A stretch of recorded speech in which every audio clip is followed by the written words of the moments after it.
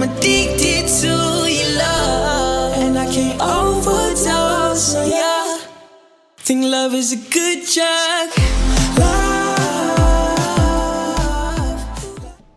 Black man, black fan, black woman. Welcome to Black Dad Code, where everything we do before family, but nothing before family. America, America, America. Once again, it's your favorite guy from Major High, Kelly Major. I'm Kevin Bailey. And I'm Charles Williams. All right, guys, you know, it's been a few weeks since you've seen just the three of us together. Been a little bit. You know, the Major Highs and the Green Room sitting here together. We've had a few representatives from Mr. Charles. Some people filling in for me. D-Dub, the go-getter. He was on a hiatus. Yeah, traveling around this country. That's it. With the sports. Tell us a little bit about that. It was being a dad just being a dad, going around the country, AAU, South Carolina, Phoenix, Dallas, on the AAU on the Under Armour circuit. Nice. Pretty good, after, not the high school thing, but the AAU thing. My son is on a pretty prominent AAU team, so they travel around the country and, play just to get the exposure and get the competitiveness of other, young men in the sport instead of just in Oklahoma. Because basically they blow everybody in Oklahoma out. They can't, they can't touch them, so they have to move around and play other people.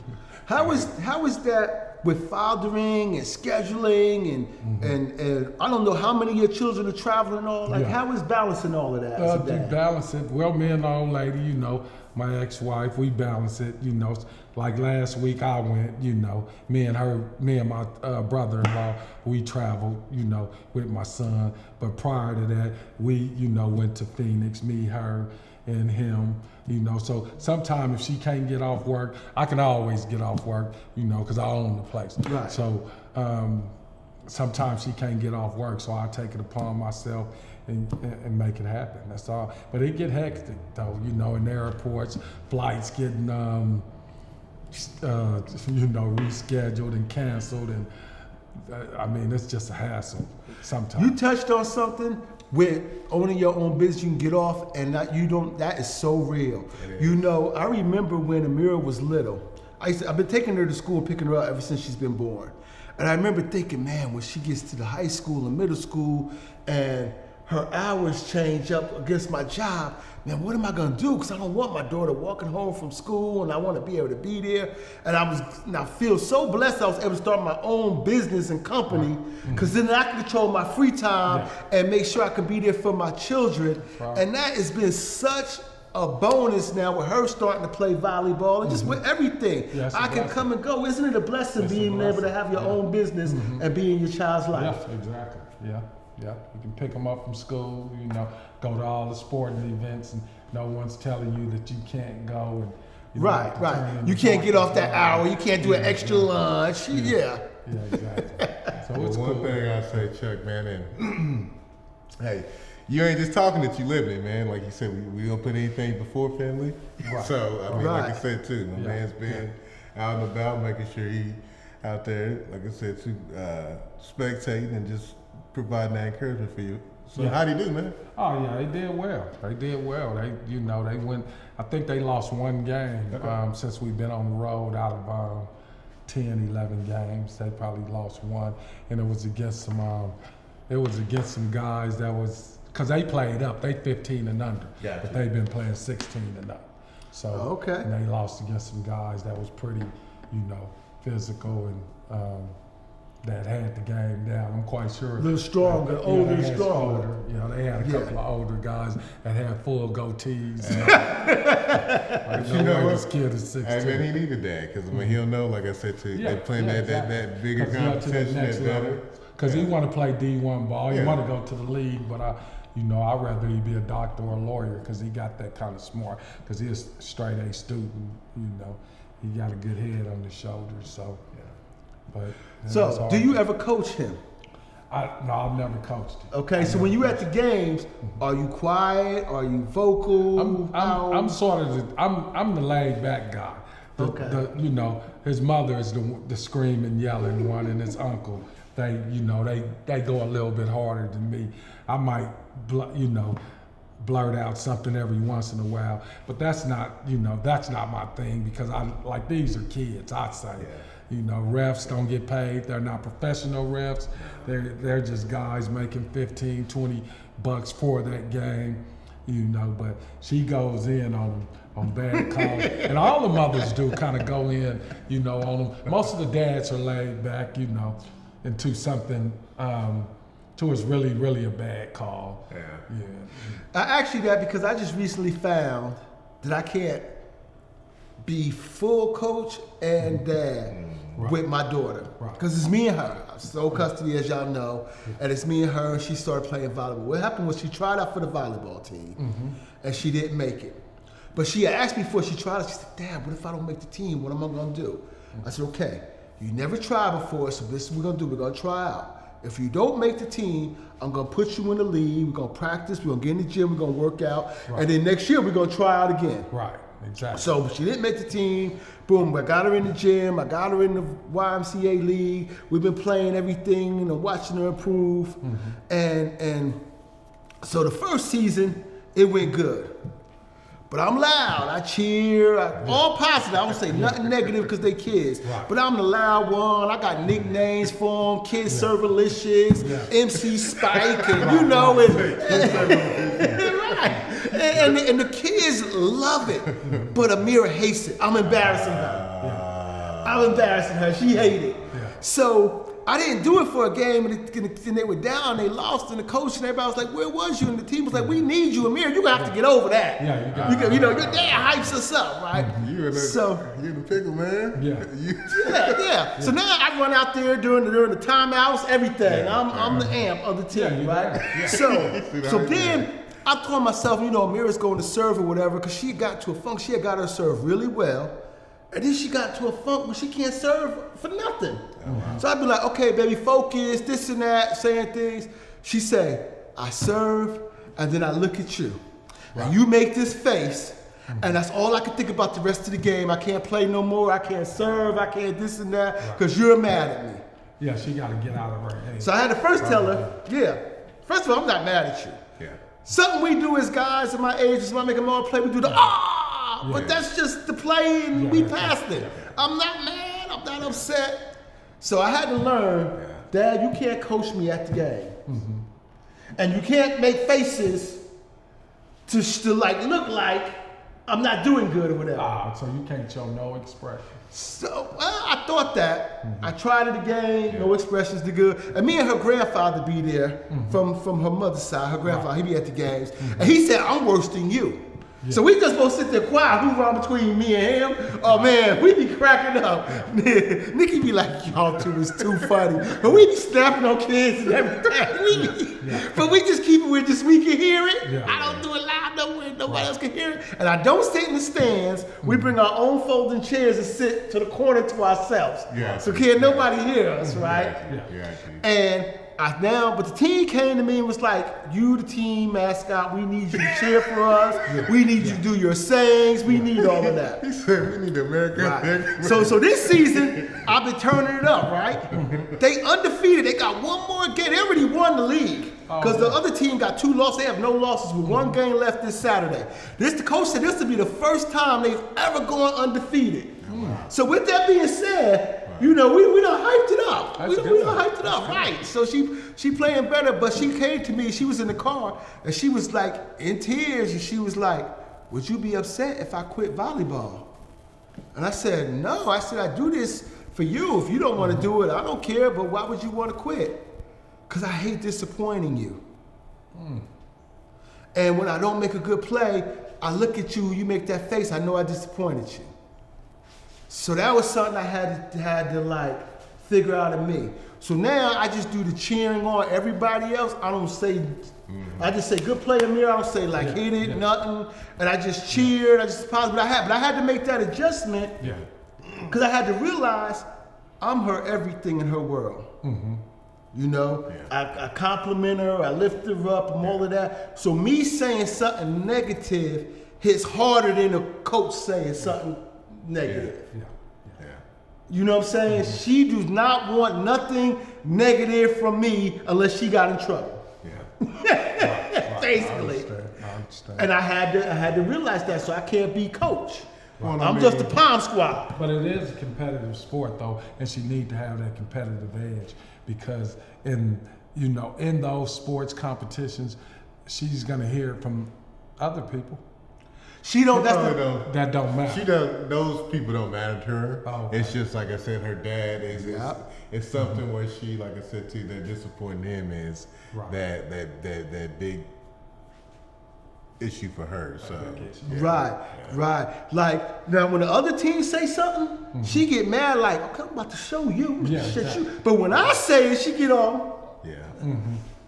Yeah. So that was the thing. I had to learn how to not be coach and just be daddy and cheerleader. Well, see, and that's one thing I was telling my wife because I was like, I was kind of a little torn. My son's playing soccer. I mean, he's just 4 years old, so Right. they damn near they still trying to figure out what's going which on. way to go. And so I told my wife, I was like, whenever he gets older, she was like, well, hey, you want to play football, this, and that, and I was like, I do.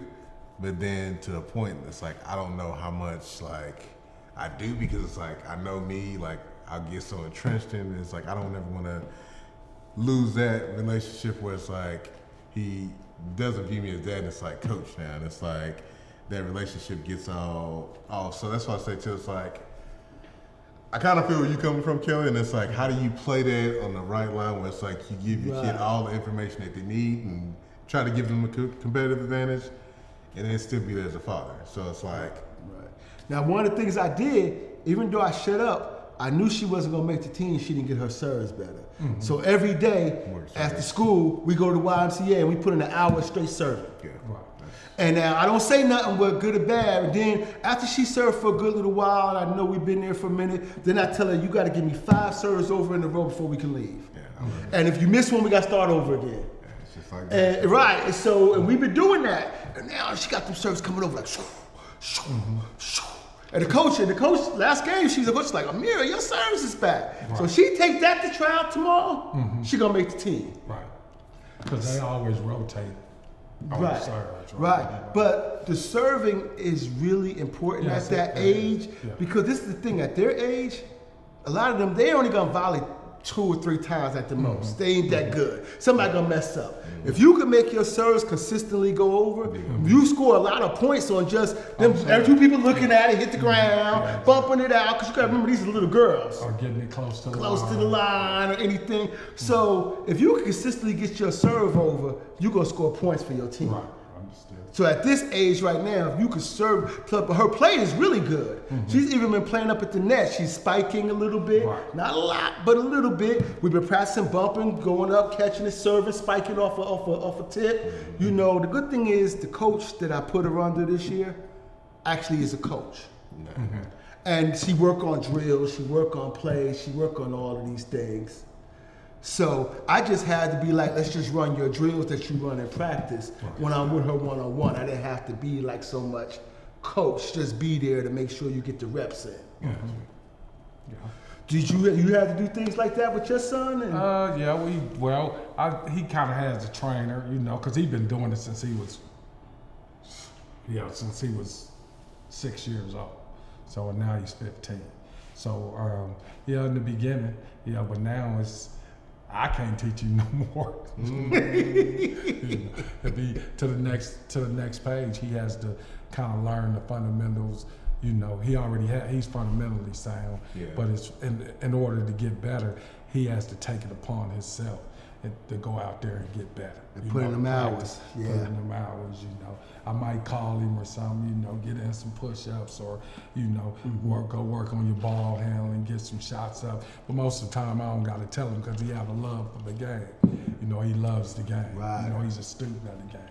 So I don't really have to do that much coaching. And the big thing is he hate losing.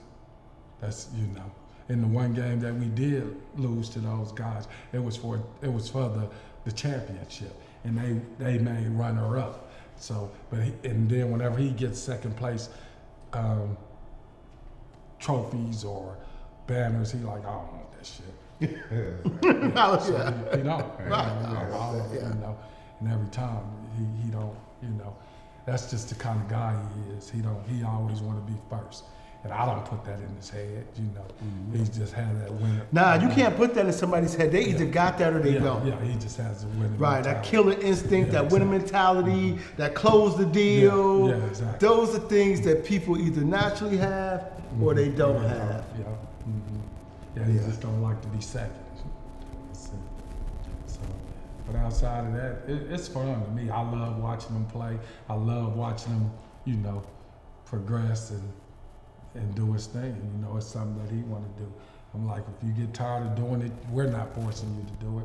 This is your thing. So whenever you get tired, because I know sometimes they play 2-3 games, you know, a day, and he wore out. I'm like, we're not forcing you to do this. You know, you believe that. You're like, no, this is something I want to do. I love this, you know. So the guy already got his own shoe figured out and everything. I'm like, hey, but you know what? With all these NIL deals, man, it's never too early to start thinking about some of that stuff. It's just, hell. You know, this is the new wave of parenting. Yeah. And it's sort of cool that we get to adjust to this. And it's sort of a challenge for us to see how we're going to adjust to this. Because with the things our kids have now, we didn't have. We got to way think differently now about, you know, their future and what we can line them up with and all of that. We got to, and we got to think too, though, that we don't want to spoil them too much, because I've seen some YouTube clips like one guy say, "Hey, my granddaddy was walking. You know, my daddy drove a Cadillac. I drive a Porsche. My grandkids gonna be walking again because they're gonna be too spoiled to have everything. If we keep giving them everything that they want." And that made a lot of sense, because you can get these kids out here and they'll get so much and just. Well, that's why my personal belief on that is, what I do with Amira is, I already told her, you have from 0 to 14 straight kidding. At 14, you're gonna have to start doing things to earn income. Exactly. Right, you're gonna learn how to earn it. So her 15th birthday comes, she know what her list of things to do. They ain't long, whatever, but these things got to be done for you to get your allowance and stuff. But do you find that the girl is spoiled? Because like I said, my son is a twin, and I spoil, the shit out of his sister. Anything she wants, she gets, and she's not the person who saves money. If I give her a couple of $100, she at the mall getting her nails done with her homegirl. Him, he's saving it. You know what I'm saying? You know, Amira is good. Her grandfather sent her $80 in January, and she said, "Dad, hold this for me to when I want it." And she hasn't come and get it yet. She has a savings account that I've had from her ever since. And then she has her Cash App card, and she always has money on it. Right. So you kind of teach her how to. Because let me tell you, she learned the hard way. We went to New York for a vacation for our birthdays, and her cousins are up there, and not knocking nothing and all, but her cousins as kids didn't have money. She had money. And I guess they had asked. I was at one of my other cousins' house. She was wanting to spend the night with all the kids, so she stayed there. So I guess they wanted peace and stuff, and they was like, "Man, we just threw a whole barbecue stuff. This kitchen full of food. Ain't nobody buying you no pizza." You know how that be. Yeah. So she told her, because she said, "Shoot, I got money, this and that, I can order this. We can DoorDash. We don't even gotta, Mom and them don't even gotta go to the store." So her other cousin was like, "What? You know, the DoorDash, she popping." You know, she gonna show the cousins how we do it, right? So she DoorDash, pizza, this and that, all of that. She paid for it. Then the next day when I picked up, she said, "Dad, I made a mistake yesterday." I said, "What you do?" She said, "I DoorDashed, I got pizza, I got this and that, I paid for everything, and I ain't got no money now." But I guess it was for a good cause. It was, but she realized that in that splurge, she spent all her money. Yeah, exactly. And she was like, "If I want something else while I'm on vacation or whatever, I just blew my money." That's one thing too. We still working on that with Via, man, because that's one thing too. I try to tell her that. I'm like, hey, you got this. You may want to save it, because I remember one time, just like last year for her birthday, she got a bunch of money and it was burning a hole in her pocket. And she spent it on, she was like, I ain't got no more way. I was like, well, yeah, so I'm saying, hey, like trying to save a little here. I mean, just doing a little bit here, but that's coming up. But I know that's my one. She a high spender, boy.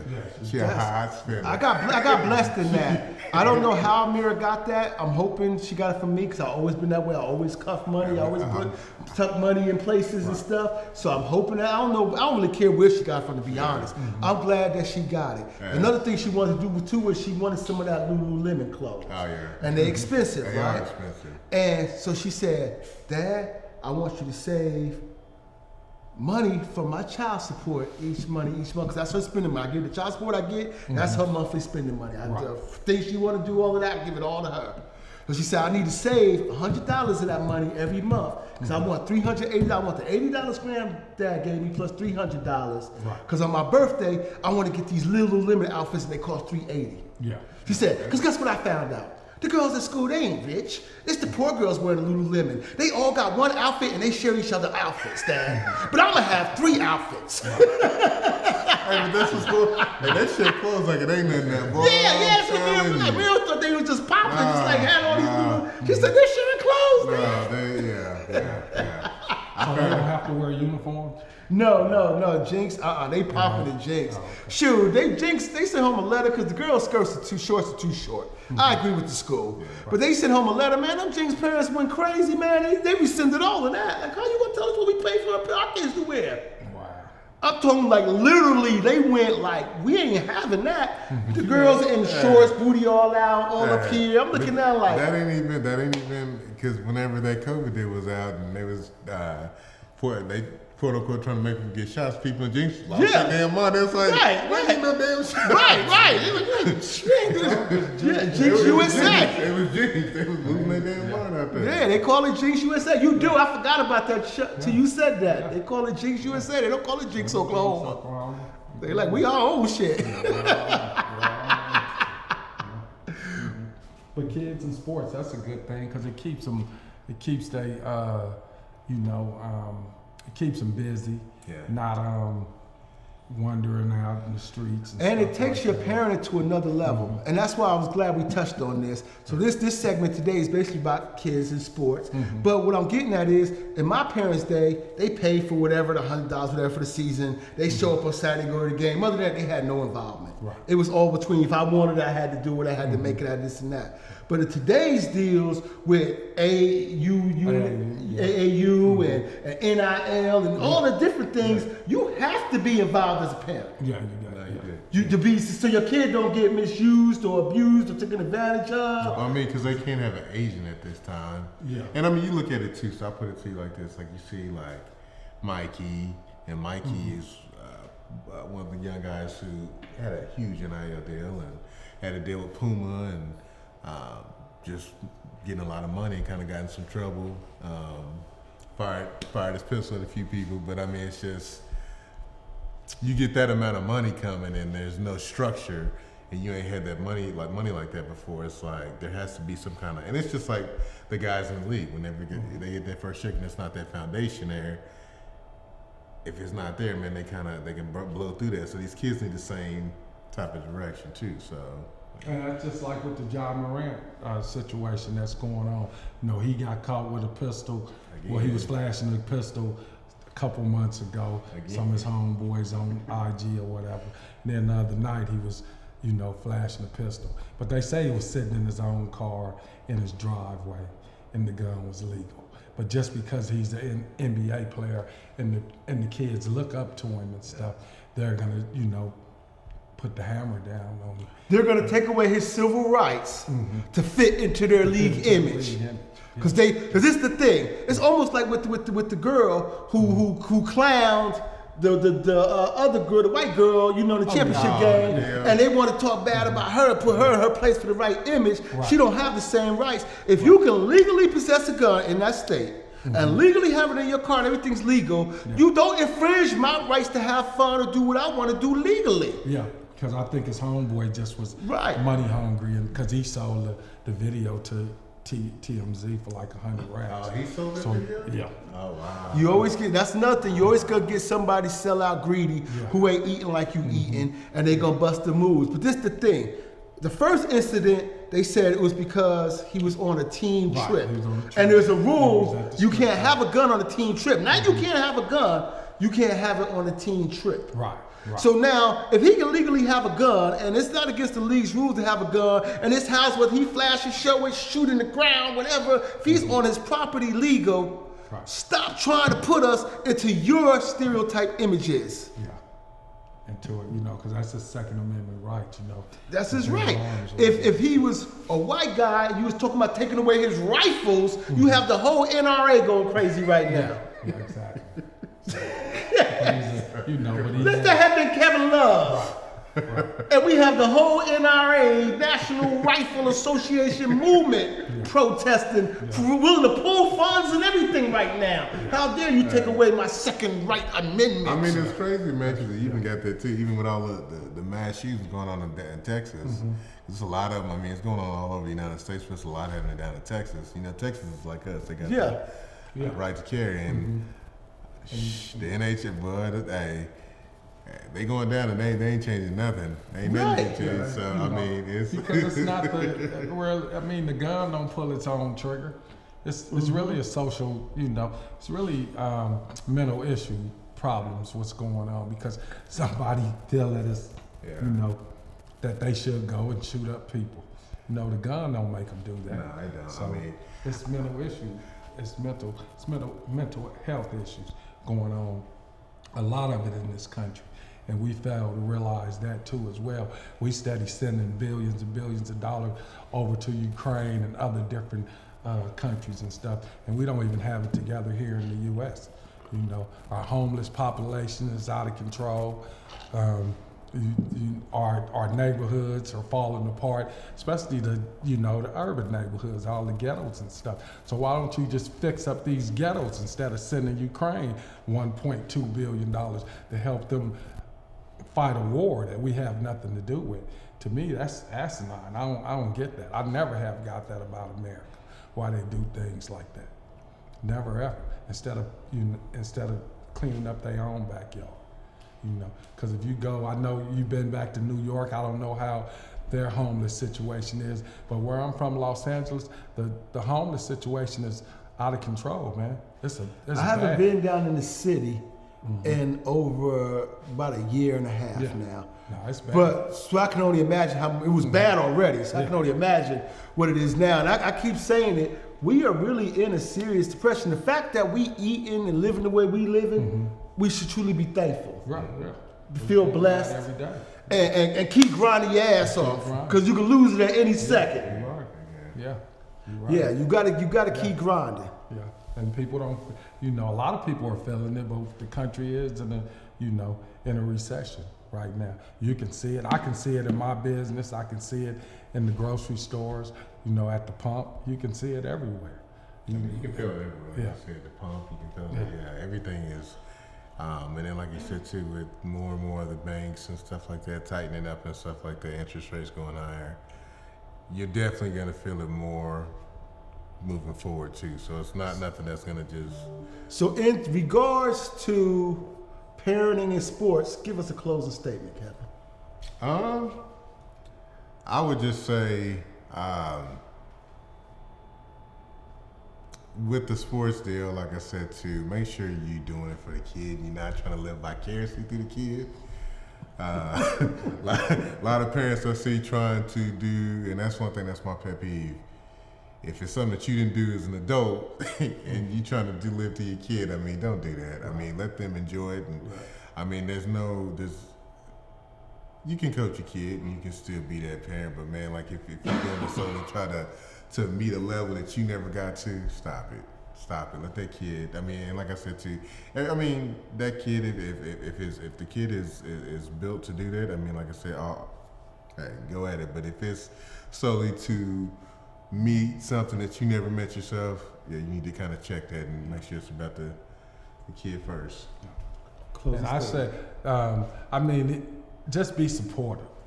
In all aspects. If the kid is not doing that well, or if they are doing that well, just always be there for as a support system.